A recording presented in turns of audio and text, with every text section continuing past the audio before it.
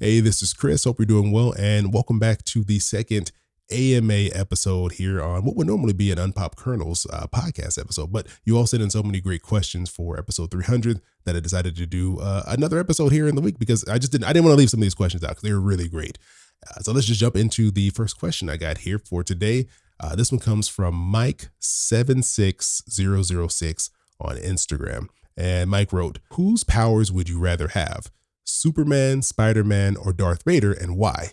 And I was really hoping I would get a question like this, and so I was really happy when this one popped up in on Instagram. And so I think the obvious answer would be like Superman. I think who doesn't want to have Superman's powers? You're basically invincible. But I would say my actual answer to this question is Darth Vader, and here's the reason why. During the pandemic, I think it was maybe 2021, I went on this huge Star Wars binge. So I had never really watched Star Wars growing up.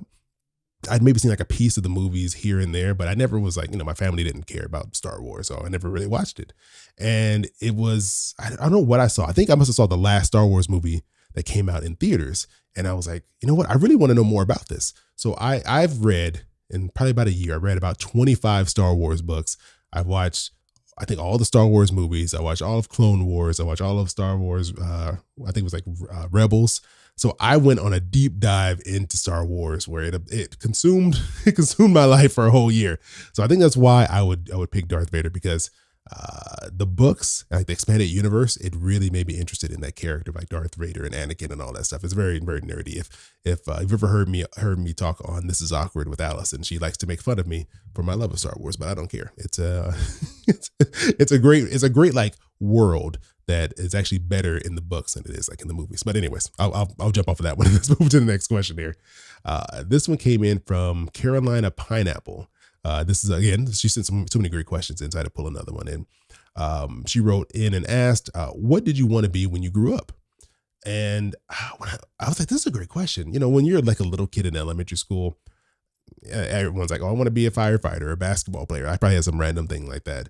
But it wasn't until I got older, probably maybe like middle school, and you started seeing, like, I think I really started getting into like Pixar movies and like DreamWorks, and I was really fascinated by like animation and just the worlds they could create just with computers. So I joined the Art Academy when I was in ninth grade, which was a special program we had where you had like all these extra classes and you had to come in super early before school started to take them, and you focused in on art. So it was all like disciplines like painting, drawing, different mediums, charcoal, pen, pencil. And then we had like a computer-based class, which was the only one I really cared about. And I loved that class. So I thought I was going to work for Pixar. That was my dream. That was my dream in middle school and early high school, was to work for Pixar and make 3D animated movies. That's what I thought I was going to do.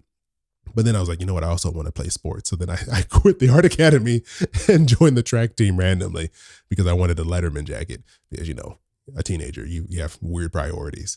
But yeah, so I even went into college as an art major because I didn't really know what I wanted to do. But it was, I thought, I think Pixar would be a great place to work because they make amazing movies. And that's where I thought I was going to go back then. This next question, it came in from Only Jennifer02 on Instagram. And this kind of ties into that a little bit. She asked, how did you choose your college major? So I went to school and I graduated with a degree in finance. I went in as an art major thinking I was going to go work at Pixar. And I think it was after a couple of semesters is when I realized I didn't really have the same passion that everybody else did in my art classes. And so I just by chance was taking a finance class. It was one of those things like you get that list of all the like general elective classes you can take. And in there, they had this weird random finance class you could pick. And I was like, okay, if it fit my schedule. I only wanted to go to school at certain times on certain days, so I picked it. And I went to the class, and it was just really fascinating. I was like, I never learned any of this stuff. I want to learn more. And I knew I didn't want to be an art major anymore. And I was struggling to figure out what I wanted to do next. And this was really fascinating. So I literally went to the dean's office of the business department, and I asked to switch my major to finance. And I was debating, I was originally going to do corporate finance because, that's the big category. But the school I was at, just by chance, had a really huge business program, and they had a financial planning track you could choose. You could either go in finance, you can go corporate finance, or I could have gone like personal financial planning side. And I chose the personal side because it was more interesting to me because I really wanted to learn more about that stuff. And that's kind of how I kind of just fell into finance. I never thought that's what I would end up doing. And it was literally a right place, right time type of thing.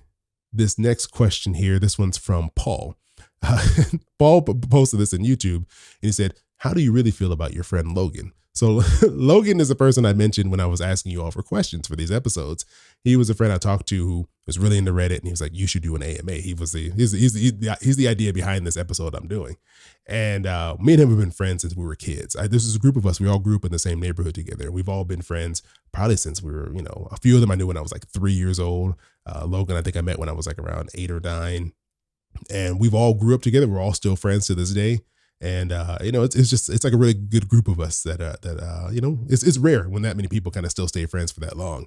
And Logan, the reason why I talked to him a lot about a lot of this stuff is that we did a podcast together when we were in college.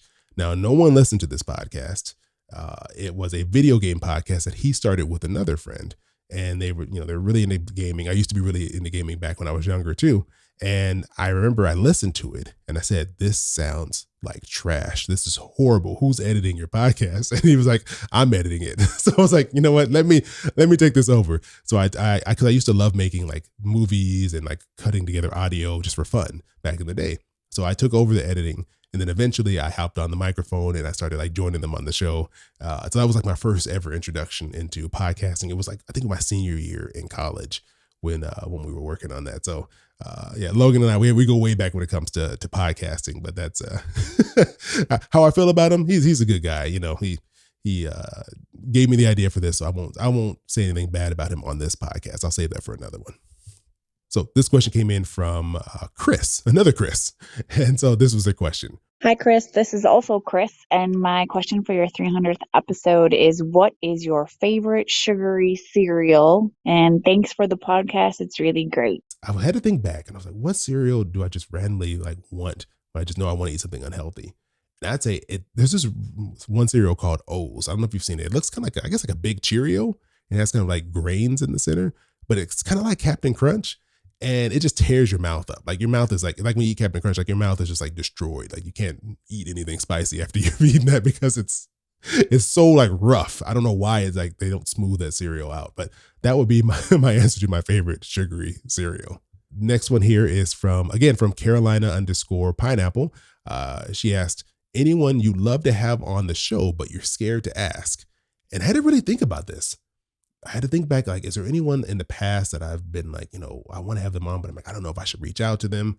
And this one, I think I've mentioned this on the show before, so that's why I'll use this one here. Alton Brown, I believe, I hope I'm saying his name correctly, but he did Good Eats was a show on Food Network that he did where he did like this really like scientific like breakdown of food. He was on Iron Chef. He was the host of that show. And I heard him talking about popcorn on this podcast I really enjoy called The Sporkful. It's hosted by Dan Pashman. And they were kind of going in and breaking down popcorn. So I would love to actually have both Alton Brown and Dan Pashman on to talk about popcorn and just have a random episode, not about money. We're just going to talk about all the different types of popcorn and the best way to eat popcorn, because I feel like they could really break it down in a nerdy scientific way. All right, here we go. Let's do this one next. This question comes from Alligator12. They wrote, what 3 items are a must have if you moved into a tiny house? And I was like, oh yeah, Alligator 12 knows my love of tiny homes. I haven't stayed in one in a little while, but man, there's something special about these random little homes that they're just designed so well. Maybe we could fix the housing issue if we got some more tiny houses built in some of these areas. But I'd say the 3 things I would need in a tiny house would be 1, a standing desk.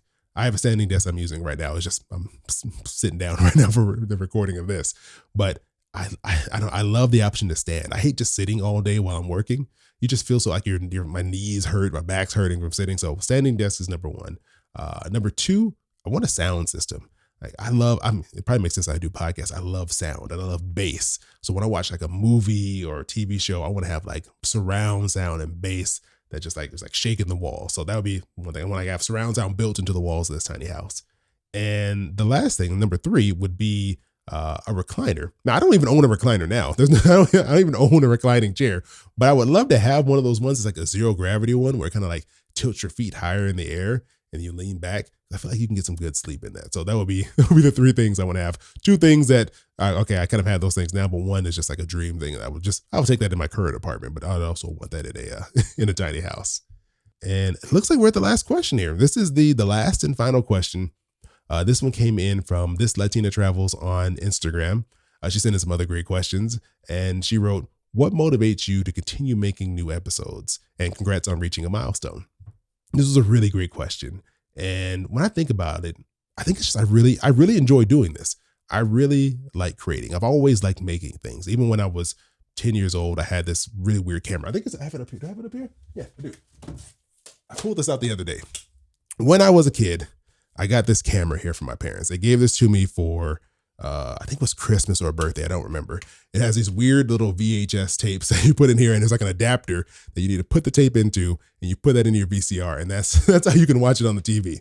But they gave me this camera, and I've kept it ever since then. And I would make movies with my friends. Like, we would go out there and make the dumbest movies. We had one called Superboy, where I guess it was just about a boy who was real fast like Superman. I guess that was the whole point of that one. But we made all these random movies, and I would edit them together. I would take random Dragon Ball Z footage and like make like super, cuts of them. Like, I always liked making things. It was just always something I did. And so I think that's what keeps me going with the podcast, is that I just really enjoy making stuff. I really like putting things together. And then I was able to pair that with the fact that I really have gotten into learning more about personal finance and teaching it because it's just something that's so essential. It's something that most of us don't get an opportunity to learn about in school at all.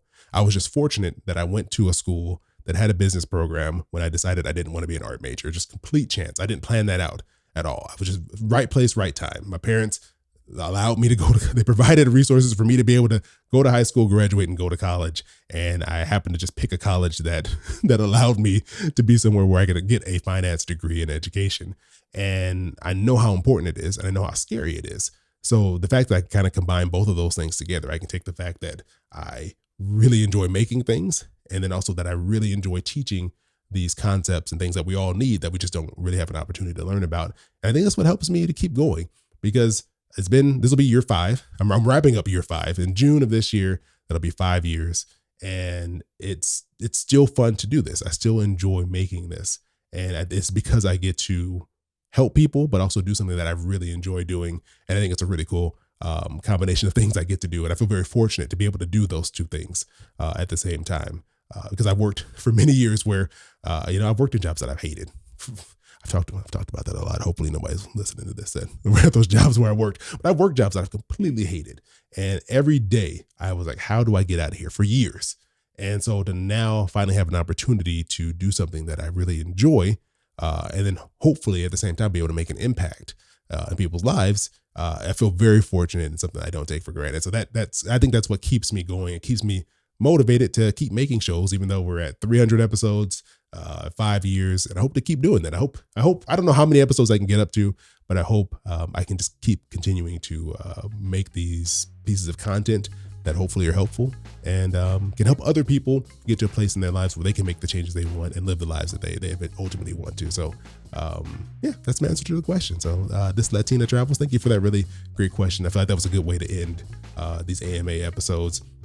Thanks to everyone who sent in the questions. I should put in a list I can go through and thank everyone again, but thank you all for taking the time to send in these questions. Thank you all for listening to the podcast and supporting what I do. It really means a lot that I've been able to make it to this point.